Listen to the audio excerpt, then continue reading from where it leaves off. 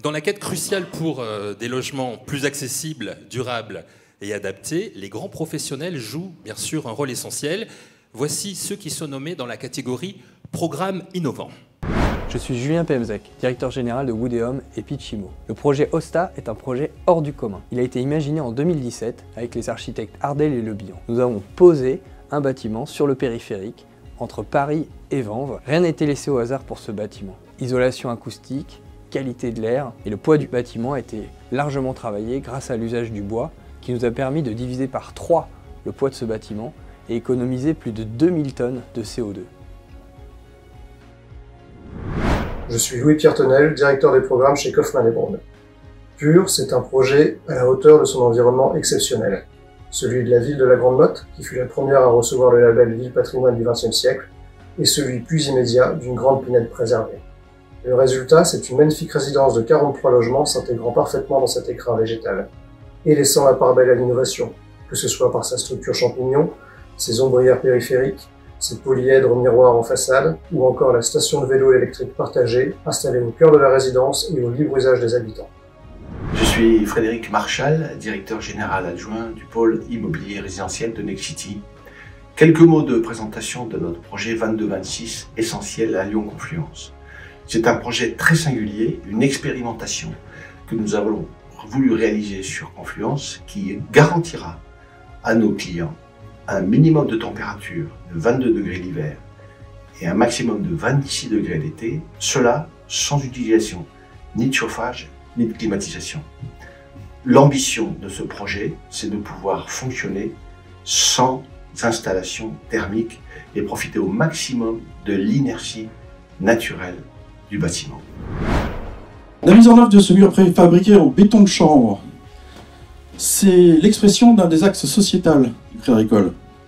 Agir pour le climat et la transition énergétique bas carbone. Crédit Agricole Immobilier a initié en 2019 la plantation de 10 hectares de chanvre. Donc on va avoir une résidence de 94 logements avec des murs de façade wall-up, donc chanvre et bois, donc des murs préfabriqués. On est en construction hors site bas carbone. Voilà, on applaudit ces 4 programmes innovants, bien sûr. On est déjà avec eux dans la ville de demain. Alors j'ai ouvert l'enveloppe, mais je ne l'ai pas retournée. Donc je découvre avec vous qui obtient le Trophée Logement et Territoire Programme Innovant. Ah, nous avons 2 ex-aequo. Donc j'appelle tout d'abord Julien Pemzec pour Woodeum pour le programme Osta. Et pour le 22-26, à Lyon, Julie de Rougeau et Sharon Elbaz sont là. Merci. Julien.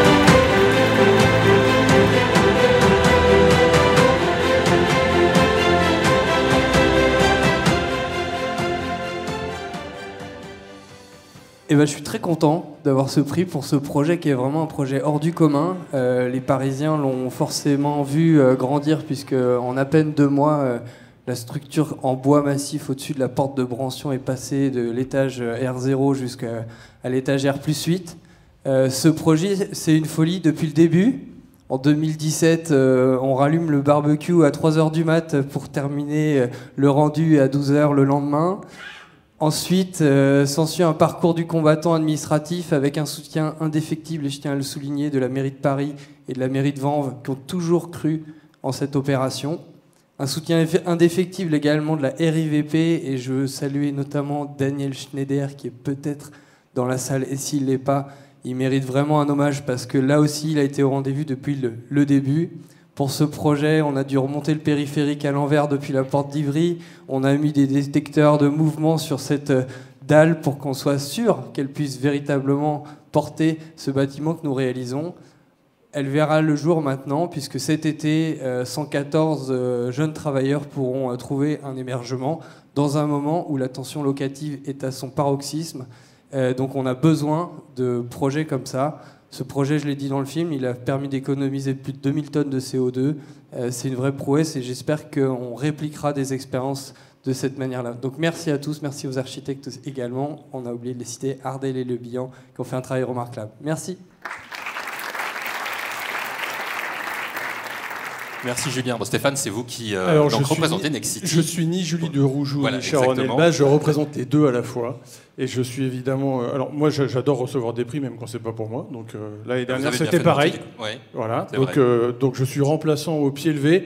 En tous les cas, cette opération, c'est une opération qui est née dans la tête d'un Autrichien, hein, puisque ça vient d'une agence d'architectes Baumschlager, qui a quelques exemples à l'étranger. On a voulu trouver une solution pour l'importer en France et le faire. C'est de la véritable innovation, puisque Frédéric Marchal, le patron de Lyon, le disait, c'est une promesse. C'est une promesse de 22 degrés minimum l'hiver, 26 degrés maximum l'été, sans besoin énergétique. Alors pourquoi je dis sans besoin énergétique ? Parce que c'est toute la complexité de notre pays, et on en discutait juste avant avec toutes les normes, c'est que même si on n'en a pas besoin, on est obligé de mettre un chauffage. Parce que la loi, c'est comme ça. Bon, le chauffage servira à rien, c'est pas grave, ça coûte des sous, c'est un peu dommage. Il n'empêche qu'on n'en a pas besoin, parce que c'est vraiment une conception, je dirais innovante, mais pas tant que ça en fait. Ça reprend les bonnes vieilles recettes avec des murs très épais pour l'inertie, avec des ventilations là où il faut, avec la bonne orientation. Et puis quand même, on a beau parler de frugal, avec un peu de technologie. Comme quoi la technologie, c'est pas forcément un gros mot et ça aide en tous les cas à aller dans cette transition écologique. C'est évidemment un projet qui a été soutenu à Lyon, par le maire de Lyon, mais aussi par la SEM de Lyon, parce que c'est des projets qui doivent être portés politiquement. Et donc on est dans la ZAC Confluence, c'était un des derniers lots de la ZAC Confluence, et on en est très fiers. Et j'espère qu'on va réussir à industrialiser, c'est pas un gros mot dans notre métier, industrialiser cette conception pour pouvoir en faire un peu partout. Voilà, merci. Merci beaucoup, cher Stéphane.